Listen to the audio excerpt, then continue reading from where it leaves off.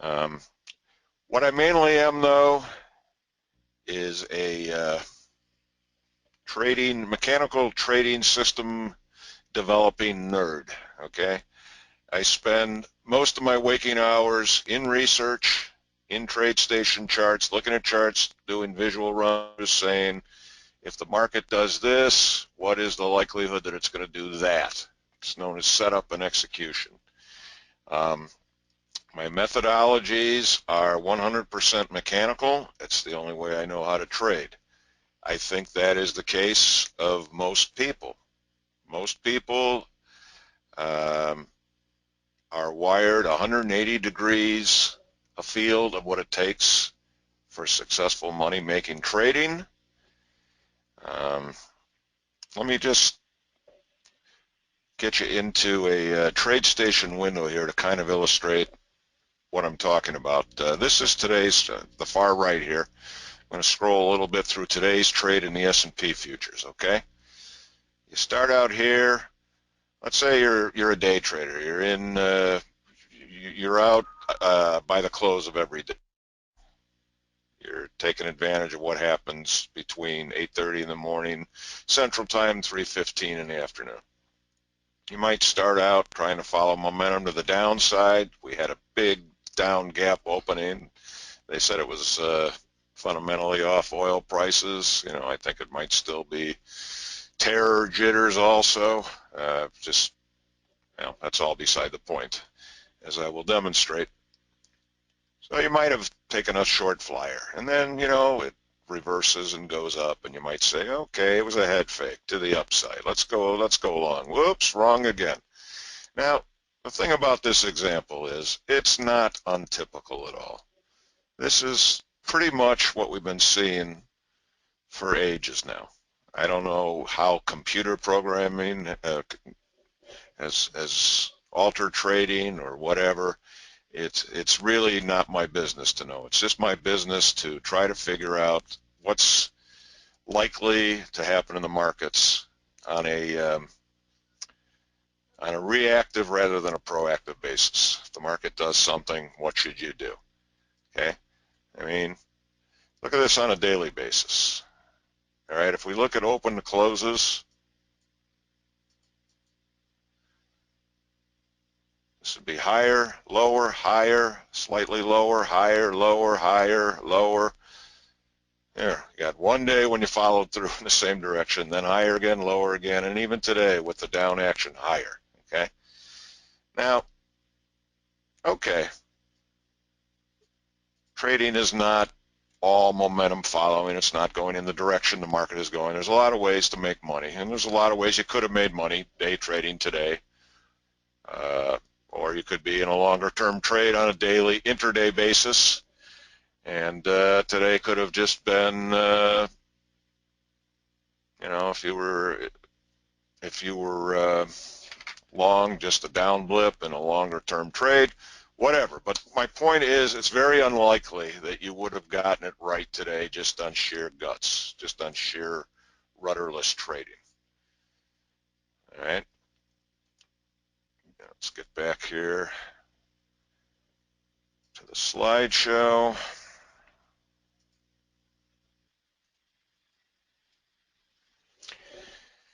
I want to talk just a little bit about trading psychology and mechanical trading, the pros and cons of it, why you probably would do very well to adopt a 100% mechanical trading strategy in your own trading. Some of you have heard this sort of preamble stuff before. I apologize. I just think it's really important. All right. And then when I'm done with that, we will get to the crux of what I want to do today, which is demonstrate very simple biases tested the same way across the 5 index markets that I trade, the S&P, the mini S&P, Dow, Russell, NASDAQ, and mid-cap. Simple rule, just a single rule, not combined with anything. And I will show a bias just on that one little market characteristic over a 11-year period. Then I will take another bias, equally simple, same concept, in on the open, out on the close, and we're going to do 5 of them. And this is what I like to do a lot. I like to keep things very simple so that you're not fooling yourself with rules, qualifiers. You know, you can, if you're doing research, you can make all kinds of things happen.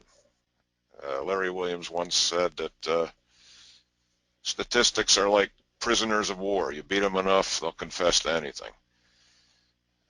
Imagine you look at something that has a $40,000 net profit, and by taking out 7 trades, you know, you get it up to 200,000. But you can continue to do that. You can keep adding rules that, you know, would take out just about virtually all of your losing trades. You'd be left with a small batch of winning trades. Wouldn't mean anything as far as powering you forward into the present or into the future. Okay, because you know, it's much easier to create numbers that look good than it is to create numbers that are robust, that will figure to continue to perform roughly the way you've seen it in your research data. All right, so taking these simple concepts that we've made stand up on their own individually and combining them will then give us a whole that is bigger than the sum of the parts. Now, this is intended to be a teaching exercise. I'm not going to give away methodologies, but you know, if you're a serious trader, if you're a serious researcher, I think this could be very important information to know. All right. Now, we'll start with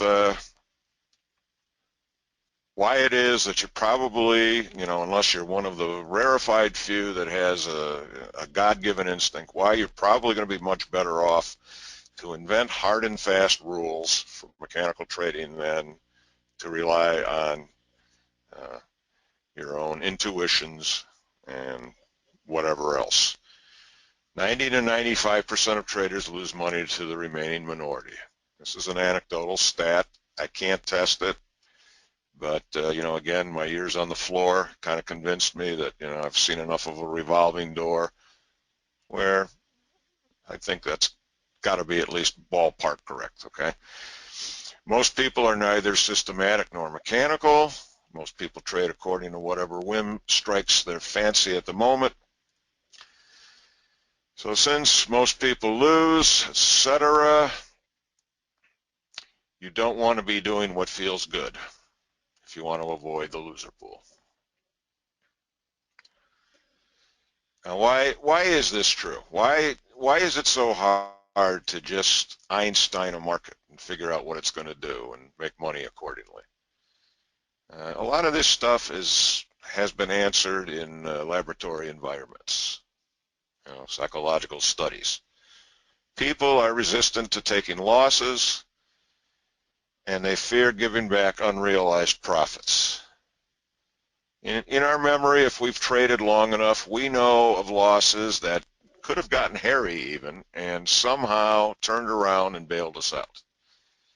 We also remember trades in progress that were humming along and we had a paper profit going, but ultimately they turned around and lost money.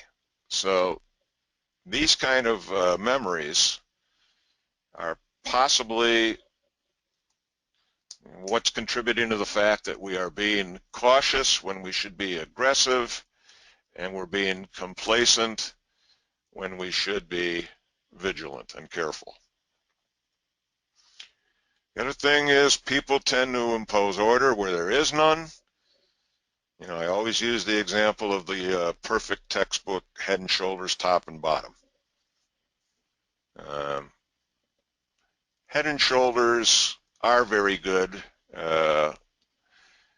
when they are bracketing a market that's about to turn around. But if they're really hard-nosed, honest, when you look, even when you look at these textbook examples, okay, take a look next time in the middle of the page and see if it could have been conceivable that a head and shoulders bottom was forming in the middle of the page, but that the market kept going down from there. You know, you see them all the time, but the thing is, we tend to embrace that which is verifying what we want to believe at the onset, and our eyes tend to gloss over what is contradicting it. People tend to lose sight of the only real reason to trade.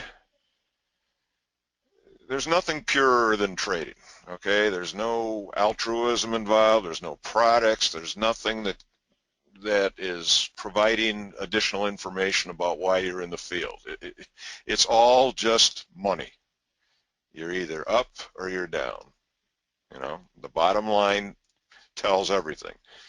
And that should be like the only important thing to all of us, even if the trading is boring, even if we have to wait long periods for anything to happen.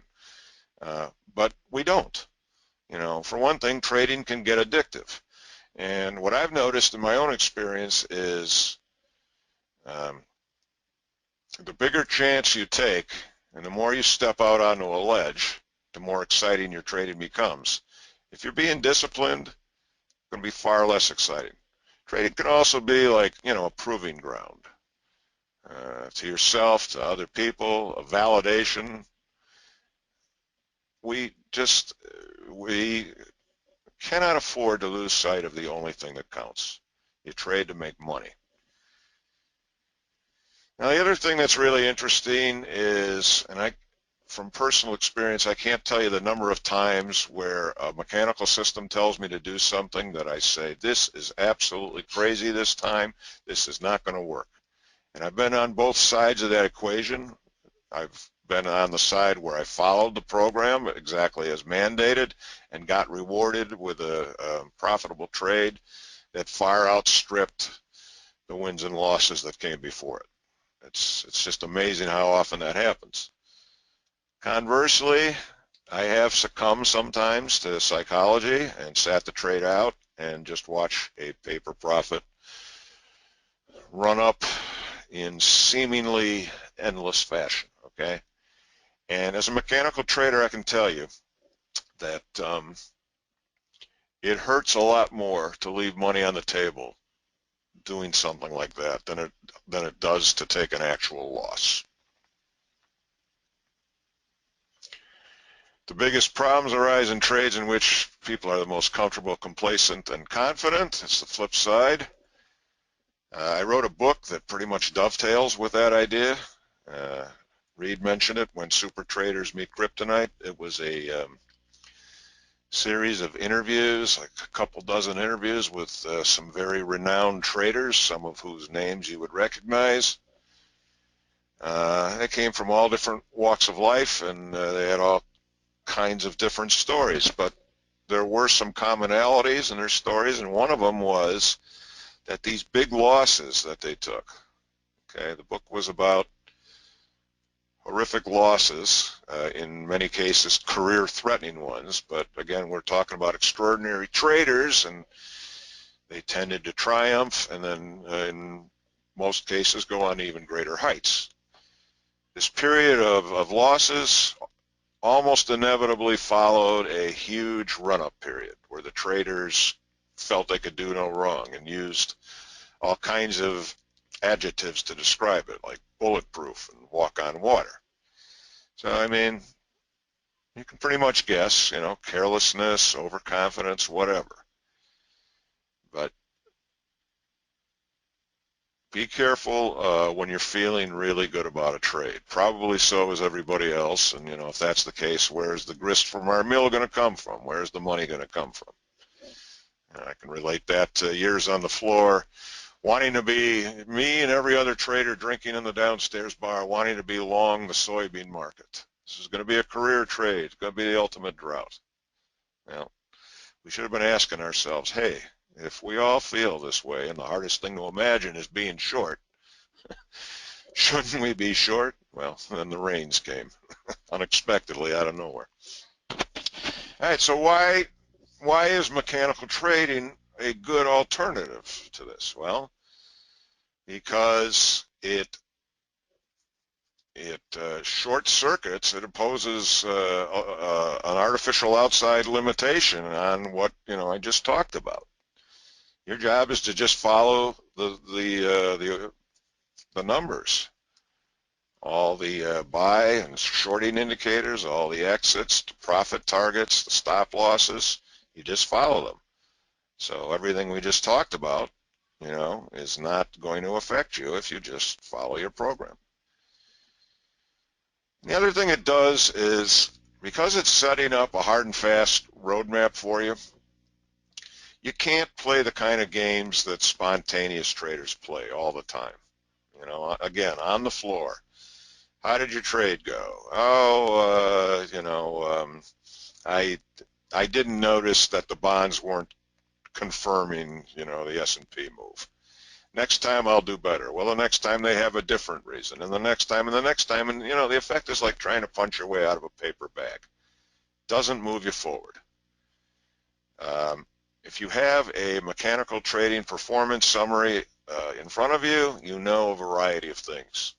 You know how much money it would have netted during the time period you tested, had you been trading during that period exactly that way, following those rules. You know how many wins you had in a row at your best level, how many losses, what your average trade was, your percentage profitability, you know all this stuff.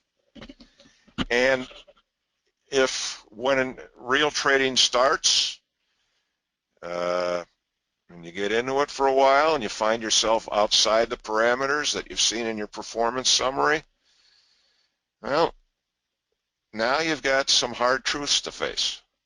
Why are you outside of what you've seen? Did you do something wrong? Is it time to change the system? Is it time to throw the system out? You've got a lot of emotional investment in this, and in many cases you've lost money, and you're faced with the issue of, do I now stop throwing good money after bad? This is probably a major reason why most people don't want to be mechanical traders. That it's just another way of saying a lot of work. But again, not throwing good money after bad is all part of the strategy of the bottom line is all that matters, folks. Now, the big difference, again, between a discretionary trader and a mechanical one is the discretionary trader is only worried about the trade in progress.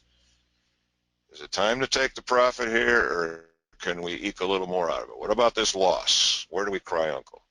Mechanical trader, not worried about, or shouldn't be worried about, the individual trade. The mechanical trader is simply playing a numbers game.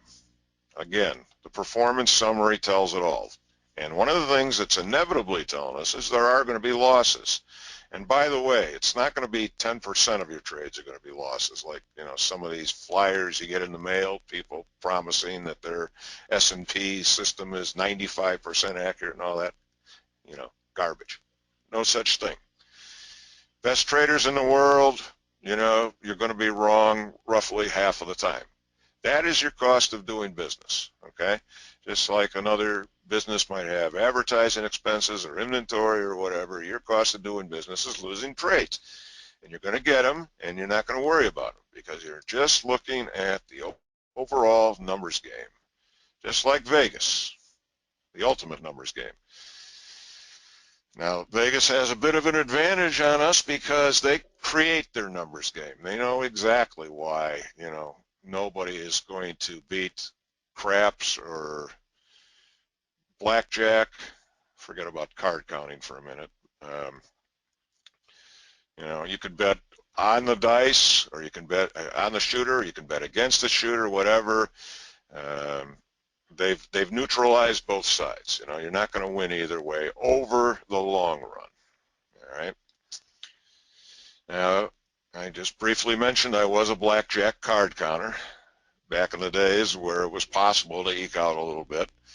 That's pretty good, but I forgot one of the main rules, not just memorizing the basic strategy and adjusting them according to how many 10-count cards were left in the deck and all that. Also, to be a good card counter, you don't get caught. And, I was only in my early 20s, and I was cocky, and I was, probably somewhat addicted, and I wasn't real good at that rule. I did manage to get thrown out of a couple dozen casinos, sometimes politely, sometimes not so much. All right, let's get to the gist of what I want to show you now. Simple biases. These are going to be what I like to call either or indicators, meaning that they signal nearly every day, um, barring the rare day where a number ties an existing number.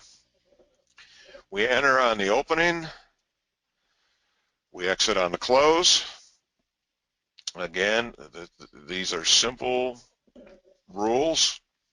They're not combined rules. They're just isolated, simple biases. And we're going to make each one show over thousands of trades that there is a bias, maybe not big enough to trade as a system, but then we're going to do some magic on that and get something that's going to look very promising.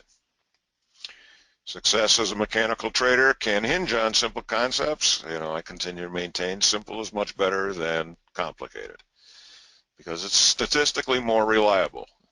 The more you complicate, the more, you might be glomming on to short-term flukes, things of that nature.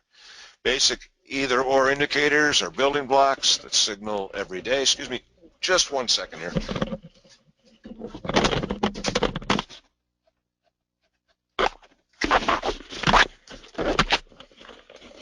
Got dogs upstairs that are yapping. They were distracting me. Got my door shut now. Okay, those simple building blocks can be combined to give you a whole, W-H-O-L-E, that are greater than the sum of the parts. Now again, I'm not going to give away exactly what it is. It's so simple it probably wouldn't impress you much anyway, but the purpose of this exercise is test the components individually and then put them together. And if you have something, it's probably going to be robust. Now this is the first system. And again, we're looking at mini S&Ps, NASDAQ, Dow, Russell, and mid-cap. Let's just go over the columns briefly. Net profit speaks for itself. Each of these trades are penalized $5, basically a commission cost. I know you're going to need more than that because sometimes you're going to get slippage, but let's just stick to, the exercise for the moment, not worry about whether it's a bona fide system. It goes from January of 2005 to November 28th of this year. We see that we have thousands of trades in each market. The average trade, again, probably not enough to overcome slippage commission to the point where you'd want to trade it. I could argue that the Russell is an exception, but I wouldn't trust that as something eternal. Maybe in the next 10 years it'll be the S&P and the Russell might be like the mid-cap here. And does it bother me that the mid-cap's a loser? I'd prefer it not be. But, again, we're just looking at a raw basic element. We won't tolerate this when we get to our final product. Okay. Percent profit, I mentioned you're not going to get these gigantic percentages. Actually, I could demonstrate like 90% profit. One of the ways to do it is you just take real short profits, $200, and you let your losses run into infinity. Then you'll get 95% profit if that's what interests you. But again, in the numbers game I'm playing, some of the systems I come up with do slightly better than 50%, and that's a good portion of where the small overall edge comes from. But other systems, might make money 30 to 40% of the time, and they are winning systems because the wins are so much bigger than the losses. All right. Drawdown, very briefly, any winning system is going to have periods where it's giving you a new equity high, and then inevitably it's going to draw back from that as a loss or a series of them hits. And the worst point it gets to before going up again and taking out that previous high, which obviously has to be determined after the fact, is your drawdown. And the max drawdown is the worst that you see in your entire data field. Now, when you test for systems, all platforms will allow you to test for a variety of things, the most obvious being net profit. But you can also test for the best percentage profit or smallest maximum drawdown, all kinds of things. What I test for is this last column here. Almost everything I do is testing according to the last column. Return on account, or ROA. Now that's going to give you an idea of what your expectation should be in relative terms. What it is literally is it's your net profit divided by your max drawdown, and the number that results is a percentage that your account would have increased had your startup been your worst drawdown. In other words, it's theorizing that you're starting up at the worst place you could have started up, but still gone on to make the final figure, and at that point that would have been the percentage it would have increased. Now, why is this better than, let's say, just simple net profit? Okay, imagine a system where it shows a $100,000 profit and an $80,000 worst drawdown. Compare that to a system that made $40,000 with an $8,000 worst drawdown. Why is the second one better? Much, much better, as a matter of fact. Well, for one thing, you could have traded 3 contracts, made $120,000, more than the $100,000, and had just a fraction of the drawdown. Even when you combine the 3 together, it would have been $24,000 versus, I forget what I said, 70 or 80, whichever. So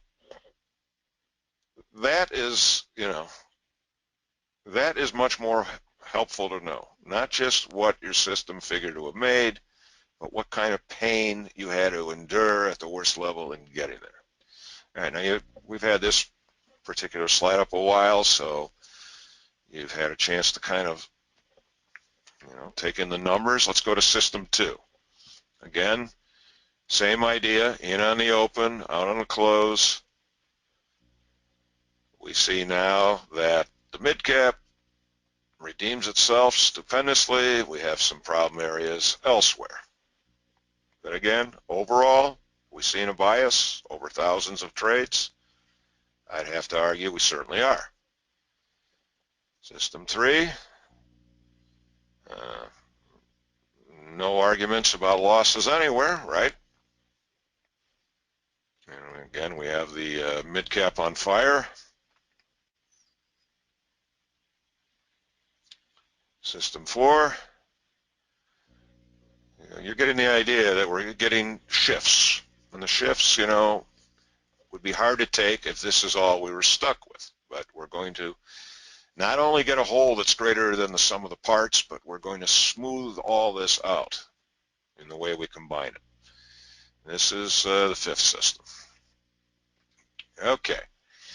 Now, the idea is, we're going back to my blackjack card counting days, we're going to apply a +1 for every signal that is buy biased, and a -1 for everyone that is sell biased. We're going to add the 5 together and get a cumulative result. We're not going to act on simple majority, though. We're going to make it hit a threshold of +3 or greater for the buys, and -3 or less, -3 or a bigger minus number for the sells. Okay? And so there will be days when we don't act on the opening. So you'll see fewer trades in the result.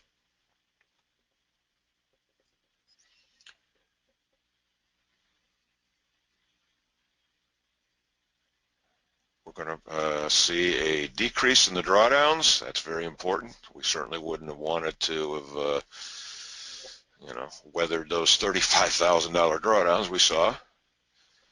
And we're going to get better figures in that all-important ROA, return on account. Okay, now just for the sake of comparison, I've left system 1 up in the black type. The purple type is combining all 5 of these and making it signal only when we hit the +3, -3 thresholds.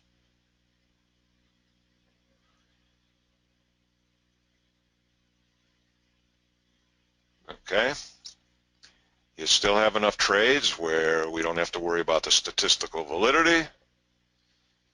The average trade tends to have doubled in most cases.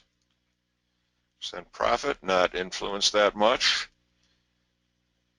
Okay, big decline in the drawdowns. Roughly half of what we saw before, and consequently, nice jump up in the return on accounts. Now, over an 11-year period, a 500% return on your money would be pretty good. Okay, but then there was one final little addition that I was able to make to this. It was a filter that threw out about 2 out of every 3 trades. Okay, so the green type, green for money, haha, is the 5 combined signals at the thresholds with the filter added. Now look at the return on accounts. Okay, this system was created last year, and it's in the black, I believe, on all 5 markets. I should have gotten this ahead of time. Maybe one is slightly underwater. But the point is, it's still humming along in real time. I believe in the robustness of it. And this is the kind of thing that you can do on your own.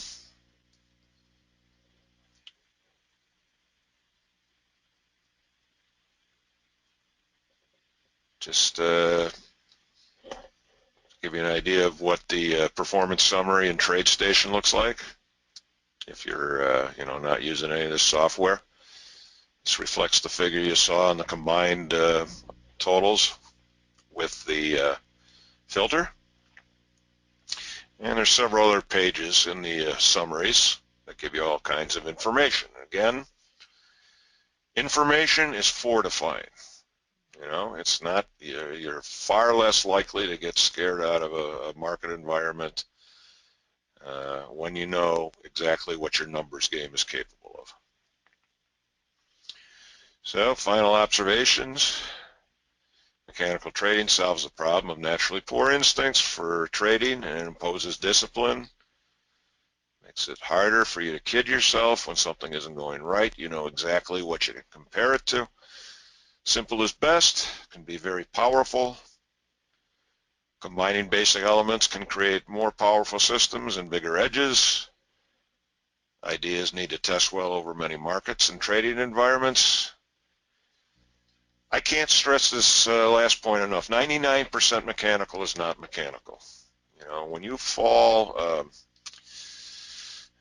for the temptation, just a little bit of common sense can't hurt. I mean, come on, how hard can it be?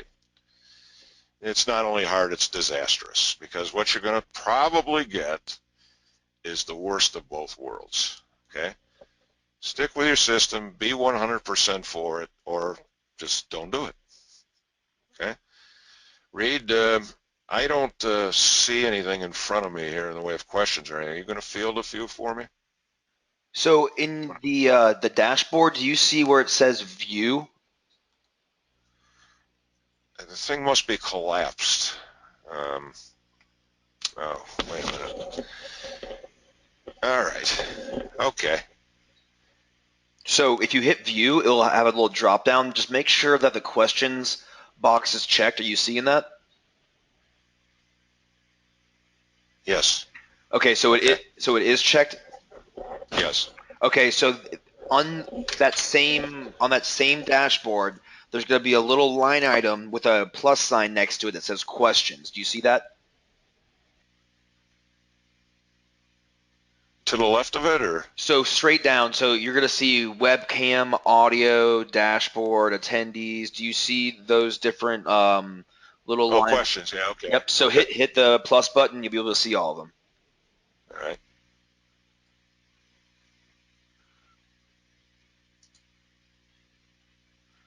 Okay, the question box is very narrow. Is there a way I can widen it so I don't have to?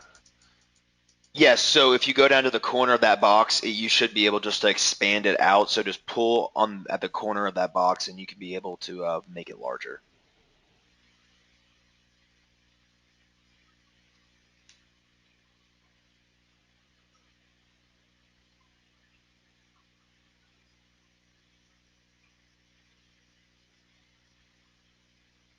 In the question box itself, or like at the bottom of the total box? Yeah, so the question box itself, if you just want to actually grab where it says questions, you can pull that out. So you can actually just grab that off of there and you can make it its own individual box. So it's going to be by itself. So if you just want to grab that and pull it off of there, you should be able to do that fairly easily. And then you can make the box larger. Or I can just read them out to you. We can just do that too. All right, why don't you read me a few? Do you mind? Yeah, no problem. So we have a question from Timothy. He asks, "How are you doing year to date?" Well, overall, I'm doing about average. Okay, then I have a question from Felipe asking, "Is arbitrage? Does that mean anything to you?" Yes.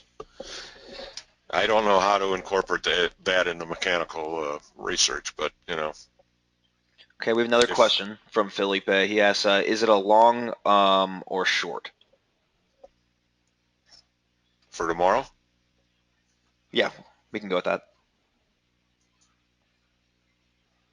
no signal. Okay, we have one from Bill. How automatic is the trading with TradeStation? Well, this is obviously very simple. You could just be there for the opening and the closing. Uh, Probably would want to improve on this in the way of stops or something. But you can just. I am in favor of not automating. When it's simple like this, because uh, your computer could go down. But if you have orders up, like stops or whatever, they don't go down. Um, but if you're the type that really wants to automate, yeah, it can be automated. Okay. If I leave to go to the store or something, I do automate. But again, when I don't have to automate, um, I just want to eliminate some of the things that can go wrong with automation. Okay, Bill says thanks. So we have a question. Any thoughts on the possibility of the elimination of stops? Well, if you mean just let the trade run, I wouldn't advise that, because you just cannot believe how often so-called black swans do occur. Now, it's interesting. I invented the second system that I ever invented in anything in the S&Ps, like about 1 month before Black Monday hit in 1987. And one of the rules of the system was you just took the daily range and you added it to the high, and that would be your buy stop for the next day, and you'd subtract it from the low. That would be your sell stop. And I didn't think to put any other kind of stops in there, because during the entire time frame, I think the S&Ps were created in 82 or something, so I had like 5 years. There was never a loss that was particularly big. Well, then Black Monday hit, and I made a nice profit just coming into the trade from the previous signal from the previous Friday. But then I had to, put out another order like 20, 30 points down, which was unprecedented. The markets had never traded that way. So I would say, if your question is eliminate the stops completely, I would advise against that, but if your question is, you know, uh, don't have them up so that they can be gunned for or whatever, people fear, I'd say no to that too. I'd say just put your stops up either way.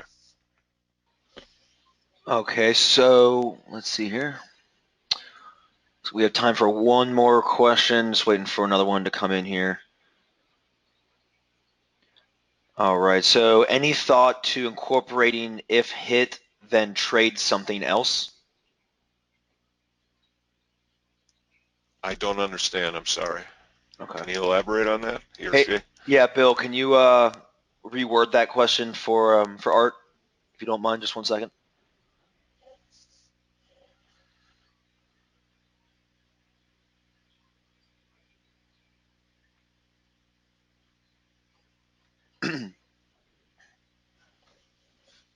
Okay, so he says instead of a stop, go somewhere else. I'm not sure if that helps. So get out of the trade as a result to something organically happening. If you can come up with something that does that, that's preferable to just an arbitrary stop.